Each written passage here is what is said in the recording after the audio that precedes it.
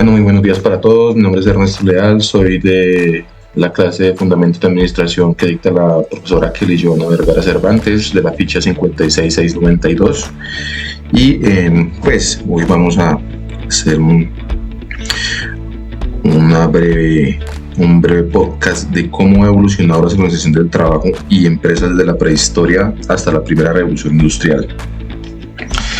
Primero hacemos una breve introducción y se dice que estamos viendo una época de cambio, incertidumbre y perplejidad. La nueva era de la información y el conocimiento está trayendo nuevos desafíos a las organizaciones y sobre todo a las administraciones de estas. Debido a las necesidades constantes de innovación y renovación, la búsqueda de flexibilidad y rapidez para generar cambio y transformación, junto con la adopción de nuevas ideas, han llevado a las empresas a estar a la vanguardia desde los tiempos prehistóricos. De allí surge la necesidad de plasmar un texto en el recorrido emprendiendo por la administración durante los diferentes tiempos para entender el sentido e importancia que cobra esta disciplina, aclarando que por pensamiento administrativo se identifica el grado de racionalidad con el que se han formalizado científicamente las prácticas laborales orientadas hacia el desempeño productivo. La evolución de las organizaciones es un intento constante de mejorar, adoptar y ajustar la estrategia y estructura de manera creciente o radical para acomodar los cambios que ocurren en el ambiente. Las organizaciones están pasando por una transformación fundamental en todo el mundo. En virtud del Tratado de Versalles, con el doble objetivo de lograr la expansión global de los derechos de los trabajadores y atenuar las causas de las revoluciones obreras que se sacudieron fundamentalmente a algunos de los países involucrados en la Primera Guerra Mundial. La importancia de la evolución histórica de las organizaciones es conocer la historia organizacional y la perspectiva necesaria para la adaptabilidad y el éxito de las organizaciones. Examinar el paso del tiempo y las acciones pasadas facilita una interpretación del presente, permitido una adecuada toma de decisiones estratégicas y favoreciendo sus esfuerzos de cambio. Entonces, pues aquí vamos a hacer como un breve resumen de todo lo que ha pasado de la prehistoria hasta la primera revolución industrial. La organización consiste en establecer la estructura organizativa de la empresa, distribuir las tareas entre los miembros de la organización y sus responsabilidades y determinar las relaciones de autoridad entre todos ellos.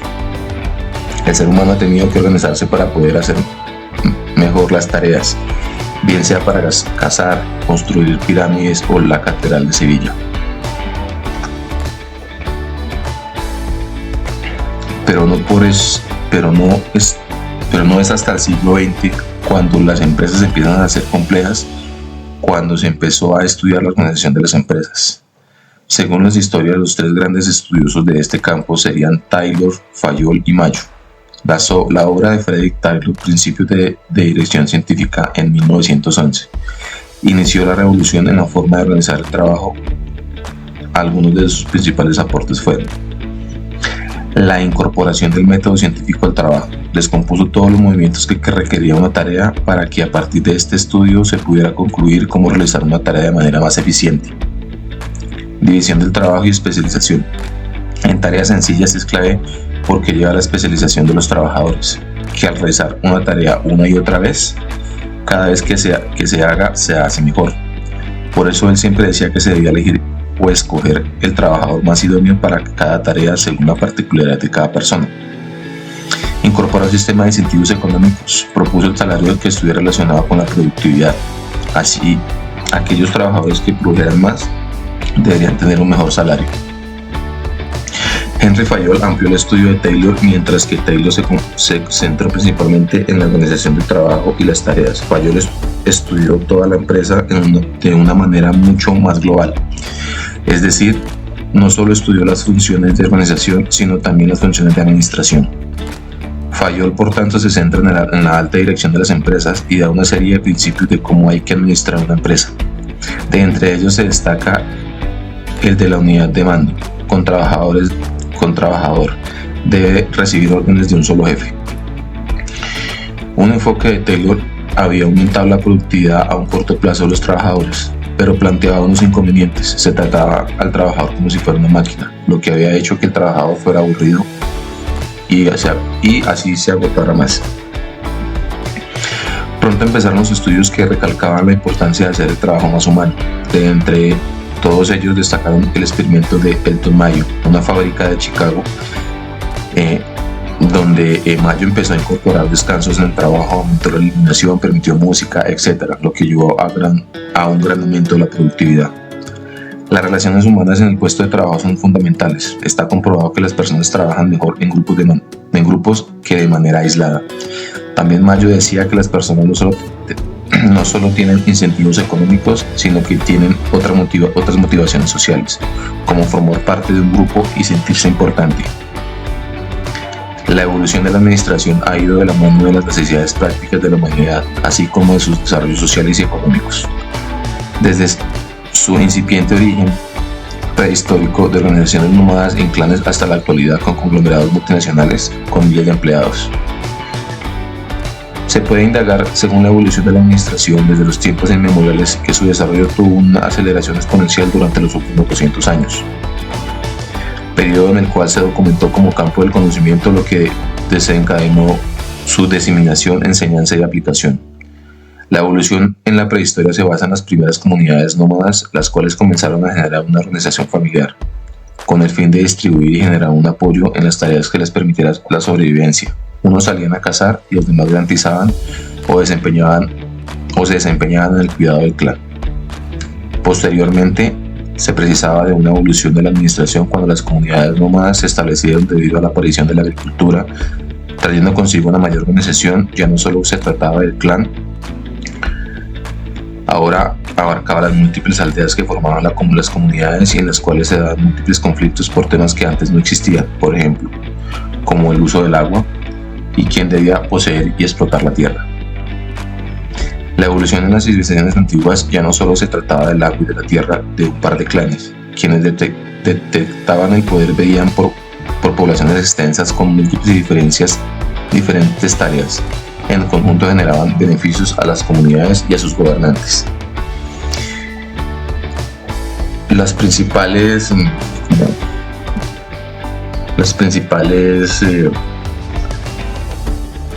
clanes, o bueno, no tanto clanes, sino los principales métodos en la prehistoria fueron como la Mesopotamia. Dice que esta civilización, cuyo nombre significa país entre ríos, originó la planeación de actividades como la agricultura, aunque su administración no era tan minuciosa como la de Egipto. Sin embargo, una de las mayores contribuciones de esta civilización al mundo fueron la escritura, el establecimiento de un sistema de medidas y el calendario de 12 meses, lo cual permitió que llevaran un mejor registro de unas transacciones económicas. El gobierno existía la figura de patriarca, que era quien ejercía el gobierno a través de un sistema de leyes, así como la regulación de actividades económicas y civiles. La otra era la egipcia. Dice que el antiguo Egipto fue una civilización más próspera por su cercanía con el río Nilo, lo cual permitió que los campesinos cultivaran de forma libre, aunque ellos después aparecieron los señores feudales que controlaban las tierras, lo cual dio paso a la figura del faraón, quien tenía propiedades y a quien los señores feudales debían otorgar una parte.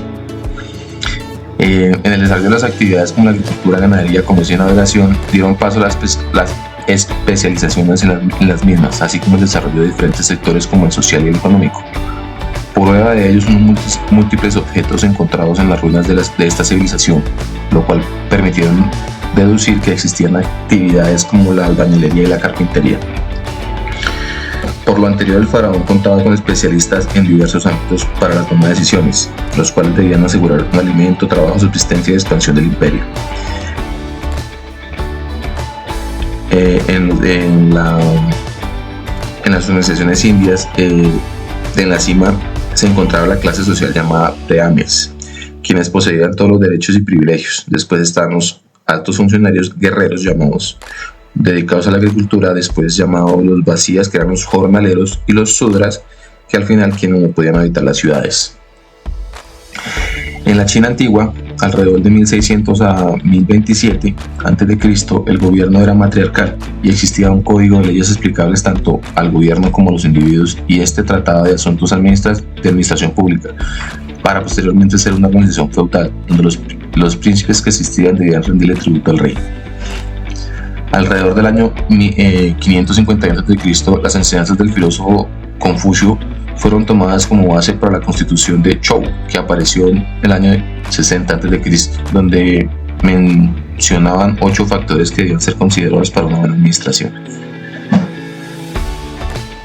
En Grecia, dentro de los personajes notables que contribuyeron a temas como el gobierno, la libertad, la justicia y la ética, se encuentra Sócrates, el cual contribuyó con las clases que componen el Estado, con la administración del Estado. Platón racionalizó el trabajo y definió las formas del gobierno, y Aristóteles aportó que los individuos estuvieran agrupados en oficios y dio los poderes ejecutivo, legislativo y judicial. Con estos aspectos ayudaron al desarrollo que hoy conocemos en la administración. Es importante mencionar que Platón definió las diferentes formas de gobierno: aristócrata, oligarca, monarquía, tiranía y democracia, conceptos que han sido empleados por especialistas para crear sistemas de gobierno. En Roma, en sus inicios, era una monarquía donde gobernaban los reyes. Posteriormente pasó a la república, donde se gobernaban los cónsules, y después del asesinato de Julio César finalmente se concretó en un imperio. Roma se caracterizó por la organización en las administraciones públicas, lo cual permitió una clara estratificación de cargos. Además, el derecho romano dio origen a muchas desregulaciones que existen hoy en día. En la evolución media apareció el feudalismo y se manifestó figuras del señor feudal, quien tenía dominio de toda porción de tierra denominada feudo, la cual tenía escrita a un siervo y el cual debía trabajarla para pagar la protección del señor feudal. Posteriormente, en la consolidación de ciudades aparecieron los gremios, asociaciones de comerciantes donde existían maestros, aprendices y jornaleros. Los maestros transferían su conocimiento a los aprendices por un periodo determinado y al finalizar era posible que trabajaran por un salario. En consecuencia se formaron las ciudades o burgos donde tenían un propio gobierno. Entonces se creó una línea entre los habitantes de las ciudades y el campo. Ahora bien, con la invasión a Roma y posteriormente caída del Imperio Romano, la Iglesia Católica tomó el poder económico y político de la época. En la Edad Moderna, el descubrimiento de nuevas tierras permitió el comercio exterior, el manejo de metales preciosos, con lo cual fomentó la ambición económica y la búsqueda de mayor riqueza para el Estado, ligada a las ideas de la Reforma Protestante. Además, la riqueza de los nuevos mundos generó una administración déspota y entonces apareció el caramelalismo, que habla de un sistema de administración de hacienda pública y de las finanzas del Estado con el fin de lograr resultados y evitar improvisación en el manejo de los asuntos gubernamentales. Ya en la Revolución Industrial apareció la máquina de vapor, el motor de combustión externa y el uso de la imprenta, entre otros. Se dejó el trabajo manual y apareció la manufactura, los cuales generaron cambios económicos, políticos y sociales, y en este punto la producción en serie fomentó el valor hacia la máquina y menospreció el valor de quien la operaba, a quien se denominaba obrero, y quien era contratado bajo condiciones deplorables. Con lo anterior podemos concluir que gracias a las ideas de estos grandes pensadores y filósofos en ver las organizaciones de forma sistemática, las cuales fueron los incentivos de una evolución profunda y una gran revolución del trabajo para la administración de las empresas. También se puede decir que se tenía un enfoque en la parte directiva, es decir, posiciones gerenciales, y donde la capacitación debería de realizarse en la organización desde el cargo más alto hasta el cargo más bajo, y para ello se clasificaban las operaciones técnicas, comerciales, financieras, seguridad, contabilidad, administrativa. Dentro de lo mencionado en los principios se mencionaba que el trabajo debía ser remunerado de forma equitativa y de acuerdo con el tipo de trabajo desempeñado, con la finalidad de mejorar la calidad de vida del trabajador. Bueno, esto es todo por hoy. Esperemos encontrarnos en una próxima oportunidad. Que tengan un buen día.